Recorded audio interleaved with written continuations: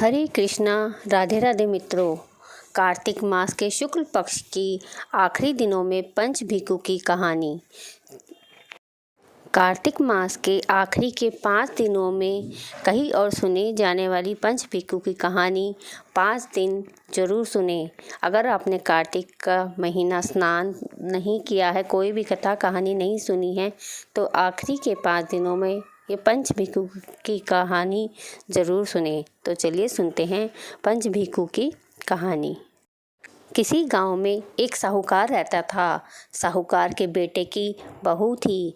वह कार्तिक महीने में सुबह जल्दी उठकर गंगा जी नहाने जाती थी। वह किसी भी पराये पुरुष का मुख नहीं देखती थी। राजा का लड़का भी गंगा जी स्नान करने जाता था। राजा का लड़का कहता कि मैं सुबह जब नहाने आता हूँ तो ऐसा कौन व्यक्ति है जो मेरे नहाने से पहले भी नहा कर चला जाता है। जब 5 दिन कार्तिक के बीत गए तो उस दिन साहूकार के बेटे की बहू नहा कर जा रही थी और राजा का बेटा आ रहा था। शोर सुनकर जल्दी से वह बहू जाने लगी, जिससे उसकी मोटी मुजड़ी वहीं पर गिर गई। तब राजा के बेटे ने वह मोटी मुजड़ी देख ली और उसने वह उठा ली। तो वह राजा का बेटा कहने लगा, जिसकी मोटी मुजड़ी इतनी सुंदर है, वह औरत स्त्री कितनी सुंदर होगी। बाद में सारी नगरी में ढिंढोरा पिटवा दिया कि यह माला जिसकी है वह मेरे पास आकर ले जाए और मेरे पास 5 रात्रि आएगी, उसकी यह माला मैं दे दूंगा। और खुद वहाँ तोते का पिंजरा टांग कर बैठ गया। सुबह जब साहूकार की बहू गंगा जी स्नान करने आई तो पहली पौड़ी पर पाँव रखा तो वह बोली, अगर मेरा सत्य सच्चा है तो इसे नींद आ जाए। और भगवान से उसका सत्य रख लिया और उसे नींद आ गई और वह नहाकर चली गई।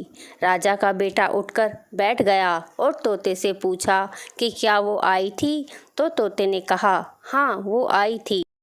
तब राजा के बेटे ने तोते से पूछा कि वह स्त्री कैसी थी। तब तोते ने कहा, वह अप्सरा जैसी, बिजली, होली जैसी झलमकामड़ी और गुलाब जैसा रंग। राजकुमार ने कहा कि आज तो मैं अपनी उंगली में चीरा लगाकर लेट जाऊंगा, फिर मुझे नींद नहीं आएगी। दूसरा दिन वह उंगली में चीरा कर कर बैठ गया।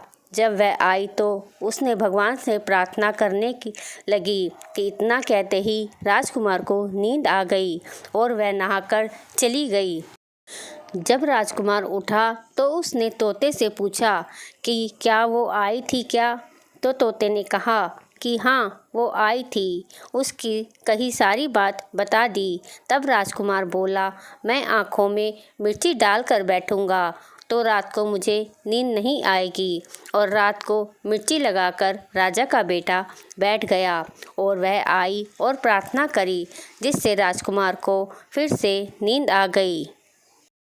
और वह जब उठा तो उसने फिर से तोते से पूछा कि क्या वो आई थी। तो तोते ने कहा कि हाँ आज वो आई थी। फिर राजा के बेटे ने कहा, आज मैं बिना बिस्तर के बैठूंगा तो मुझे नींद कैसे आएगी। वह रात भर बिना बिस्तर के बैठा रहा। तो फिर वह आई साहूकार की बहू, बेटे की बहू भगवान से प्रार्थना करने लगी तो राजकुमार को फिर से नींद आ गई।